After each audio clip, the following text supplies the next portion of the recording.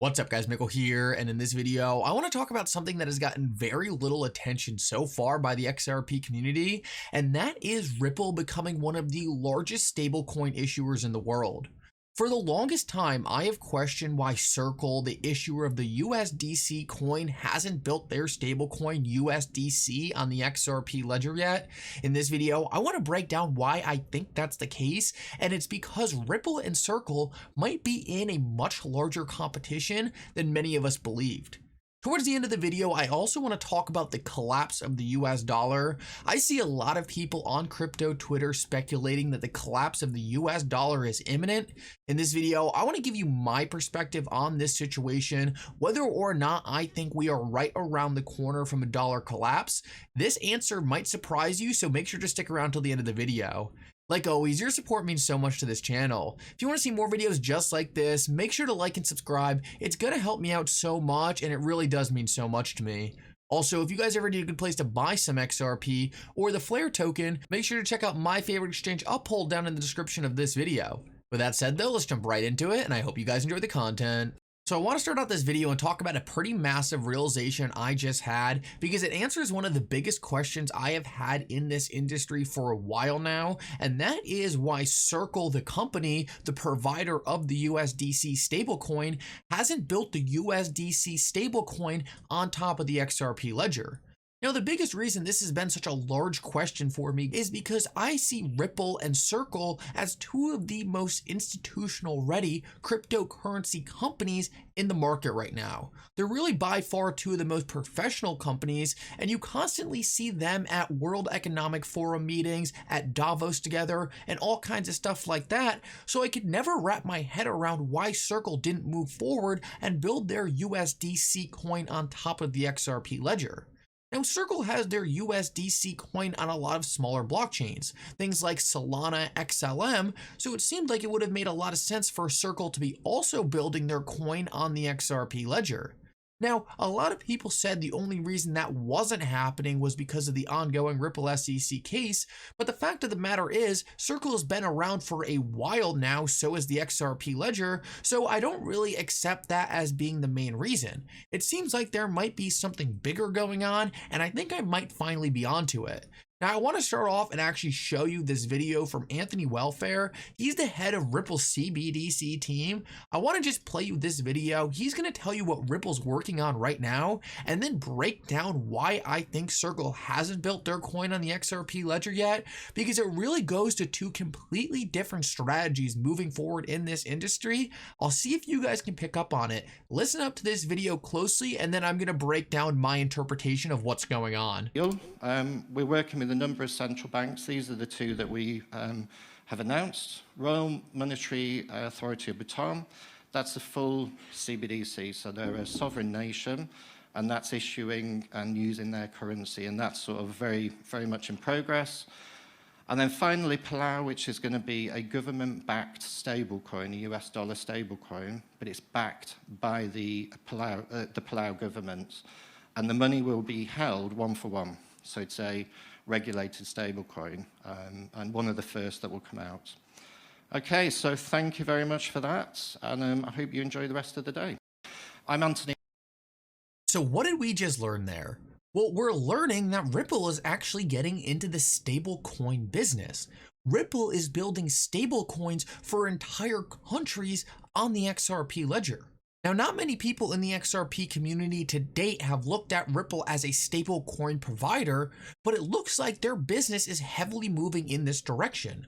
The more CBDCs that Ripple is working on, well, these are essentially stablecoin projects. Now, how does Ripple's business strategy with stablecoins differ from that of Circle?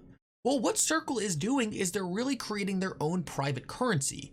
Now, their USDC coin is pegged to the dollar, but it's not actually backed by the US government. It's just a private currency that mirrors the dollar. This is actually very different from what Ripple's doing, because Ripple is actually creating a digital representation of a sovereign nation's money. Ripple is going to these central banks in these countries and saying, hey, we are going to issue money on the XRPL for you. So while Circle is actually creating a private independent currency, Ripple is actually creating sovereign fiat currency. So now you might be wondering, which strategy is better? Well, they're completely different. Now, personally, I think Ripple's strategy actually has a lot less risk, and that's because they are working with governments rather than against them.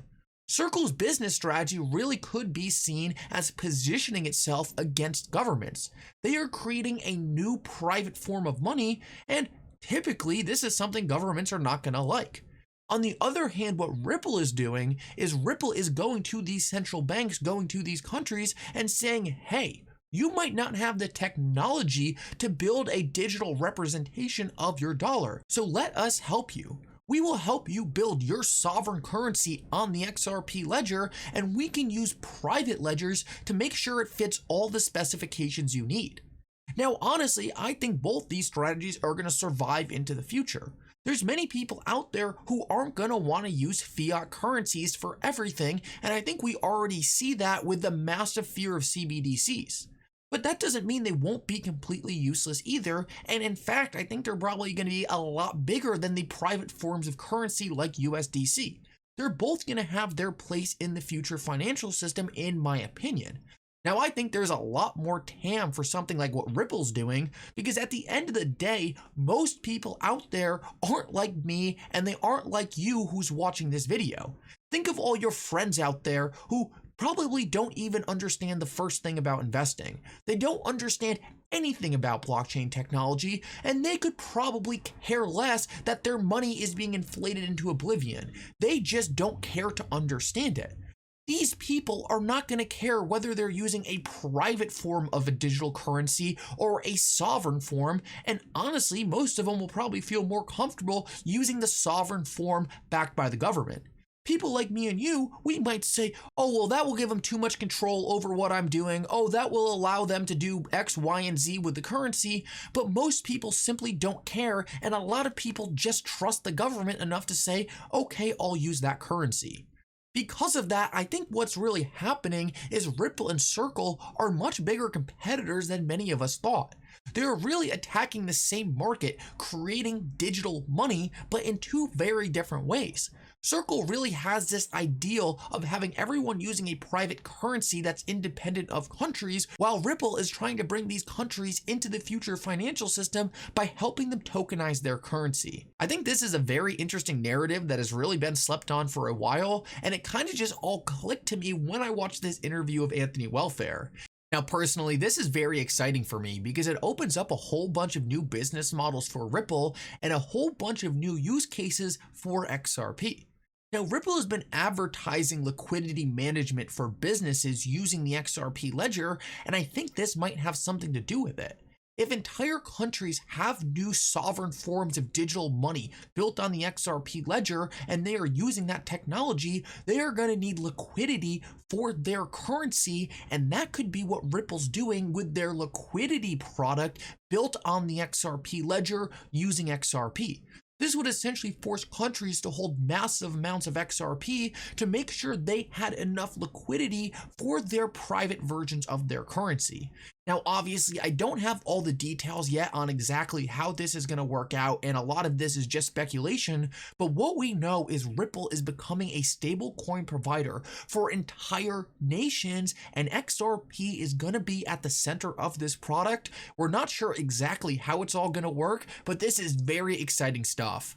Now, I want to finish this video off and talk about the collapse of the dollar, because this is something that gets talked a lot about in the XRP community, and I just want to throw my opinion out there. Now, I think I have a contrarian view when it comes to this. I don't see the dollar collapsing anytime soon. Now, I will definitely never say that the dollar will never collapse. I think that's a crazy statement. But a lot of people in our community are talking about the dollar collapse like it's right around the corner, and personally, I wouldn't be surprised if we went another 50 years without the dollar collapsing. No one knows exactly when it's going to happen, and to me, it's starting to feel like a little bit of a stretch. A lot of people are predicting these doomsday scenarios that aren't really coming true. People are talking about hyperinflation, but we see inflation plummeting. People are talking about a banking crisis, but at the end of the day, most of the banking system seems relatively stable after the events that happened a couple months ago. People are talking about a massive depression and recession, but company earnings are holding up. Now, that's not to say everything can't turn around in the next couple months, but we're headed in the wrong direction for this collapse of the dollar. And the other thing I want to point out that I don't think a lot of people understand is even if the dollar was to collapse, what is going to be the new reserve currency? There's simply not another country out there that the entire world trusts more than the United States. And the United States has tons of problems. We have corrupt politicians. Trust me, I am fed up with this government. I am fed up with this country when it comes to certain stuff. But it doesn't mean countries like China are any better. At the end of the day, there is a lack of trust everywhere in the entire world, and the US government, for whatever reason, is still the most trusted, and that's going to take a long time to change. At the end of the day, I don't disagree that we might see a dollar collapse in the next 50 years, in the next 100 years. I just want to caution people that, in my view, it doesn't look like it's happening right now. I haven't seen any proof besides the skyrocketing debt that we are in a massive problem. And you might be saying, well, how could you just ignore the skyrocketing debt? Well, at the end of the day, debt's been skyrocketing for the last 50 years. It's been on a constant uptrend, and you could make the argument that the dollar was going to collapse anytime in the last 50 years. The problem is with predicting these doomsday scenarios is it's almost impossible to time them, and usually it happens when no one's expecting it. For me, there's just way too many people calling the collapse of the dollar, way too many people expecting it for it to happen right now. Now, who knows? Obviously, this is not financial advice or anything like that. I just want to give you my opinion. I think it's kind of a contrarian view. I see a lot of people who are probably more likely to tell you we are close to the dollar collapse. I just want to take the other side of the argument, and I say this all the time. Anything's possible. It's just important to think on both sides of every situation to give yourself a better idea of the probability that each situation might happen. Obviously, anything can happen. Everything always has a probability. This is just my views on the situation. Anyway, guys, I hope you enjoyed this update. If you did, make sure to like and subscribe. It really does help me out so much. And for now, Mickle out.